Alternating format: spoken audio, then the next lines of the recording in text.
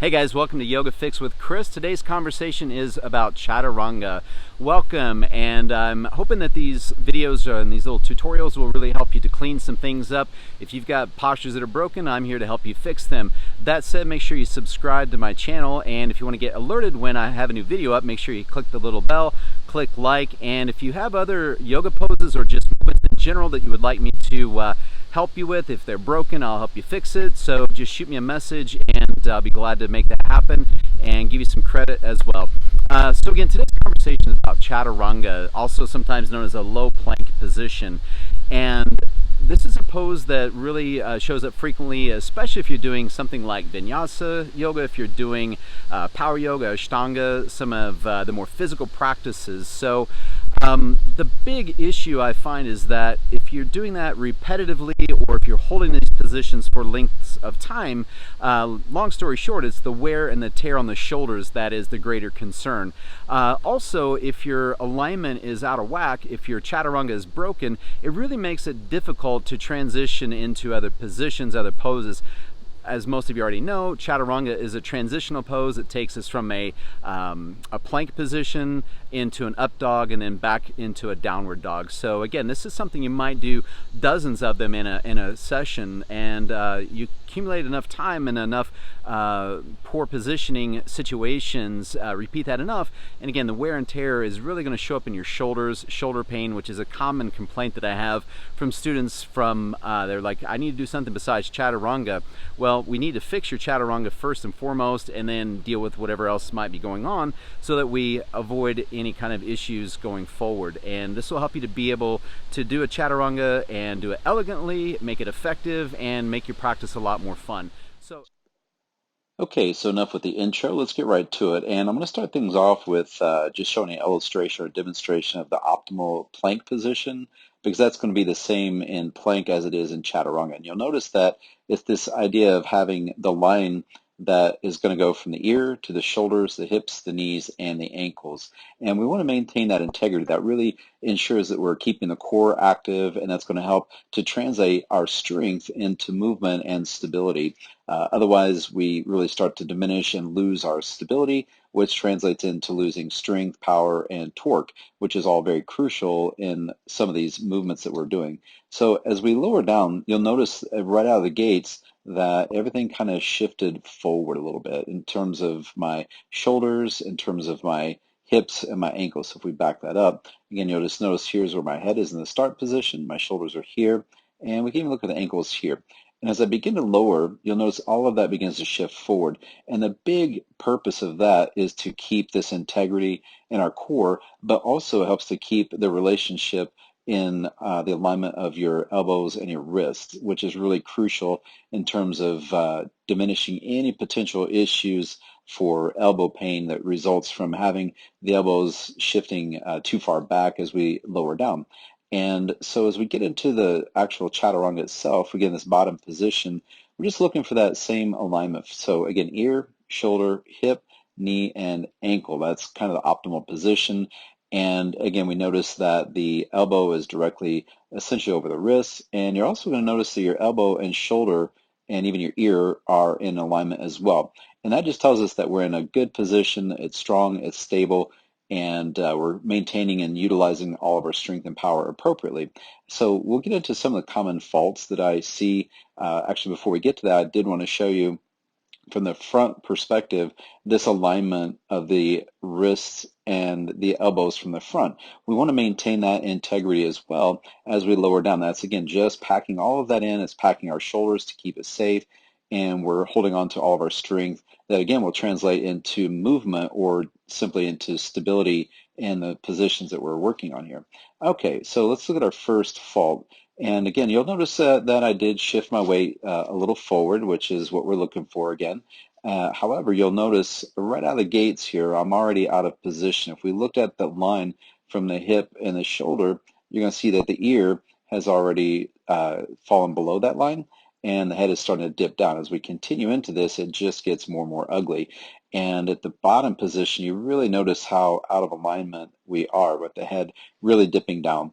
And the big issue with that is a couple of things. One, it starts to put our shoulders in a little less of a ideal position, starts to put more pressure on the shoulder, but also as our head begins to lower, this is the area of your cervical spine. That's where the nerves that come out from your spine that control the arms and upper body strength. It's getting a little bit of deviation in the spine is going to affect the nerves, which in turn will affect your strength and your upper body strength in that position as well. So that's one of the common issues I see is a simple fix here is to keep the head up. And so we have that integrity and that alignment. So it's a real simple fix that can really change the game for you in Chaturanga. All right, so let's go with our next fault that I see often. This one shows up quite frequently, and I refer to this one as the banana back. Again, you'll see that we no longer have the line that we need to have from the ear, shoulder, hip, knees, and ankles. And in fact, what we have is a banana, right? That's the extent of my art skills. But the idea here is that we've really lost the integrity of the core and allowing then a break at the lumbar spine. You also see that starts to cause a break at the knees. And what happens when we get into this situation is we no longer have the integrity of our core. And so this makes the movement exponentially harder because, again, we're no longer holding on to that strength, that torque that should be translating into control in the movement. The other big problem with this can be over time, it can really start to create some issues for your lower back and triggering some pain as it's really putting the spine into a bind that's not super awesome. So let's continue on with the next example here. And in this position, you're going to notice a couple things happening. Again, if we take that back to our alignment in our plank, and we have our ideal alignment, and we start to drop down, and right out of the gates here, now you're seeing both things happening at the same time. We have this drop in the head, and we have this break at the spine, which results in this break at the knees. And this was one that's going to really make it super difficult in terms of strength and stability and potentially causing issues both with your neck, possibly with pain in your lower back. But again, if this is you, you're really robbing yourself of a tremendous amount of strength that you haven't tapped into as a result of just being in a poor position. And so that's a real common one I see as well. It's just almost like somebody's giving up as they're doing the movement. Okay, on this last example of alignment here, we're going to start with our optimal alignment. And as we drop down, I'm not so much concerned here with what's going on from the ankles, knees, and hips, and then this break going down here and almost putting us in a pike position. What I want us to really watch for here is what's going on with the shoulders. As we're lowering down, this is really bad news for your elbows and especially for your shoulder because we no longer have that line that we talked about earlier of being parallel to the floor, that the elbow and shoulder should remain in alignment and intact. So again, that one really, there's no way that we can maintain good stability of the shoulder, pack the shoulder, and maintain the torque. So with enough time of in doing this, and I see people doing this from like downward puppy to get into chaturanga and up dog as well, this can cause some major issues over time with your shoulder, putting in a really bad position there. Okay, so moving on, the next example I want to look at is what also can happen with the arms. And in particular, we're going to check out what's happening with the elbows. And I also want to notice that the hand placement now, rather than being directly beneath us, the hand position is now forward. And this in and of itself is something I see people who lack the upper body strength or believe they don't have the upper body strength. They align themselves in this fashion. And right out of the gates, you're putting the only work really being done is some of your upper body muscles of your chest, and but in a lot of respects your triceps and your shoulders aren't being utilized, so you're kind of minimizing the amount of muscles that you could be recruiting to make this even more effective. So that's just an example. It's kind of hard to see it from the side perhaps how wide we're getting here, but what we're looking at now is this issue of the relationship. You know, earlier we had that nice 90-degree angle happening with the arms earlier, and that's no longer the case. And so now it's just more this straight down situation.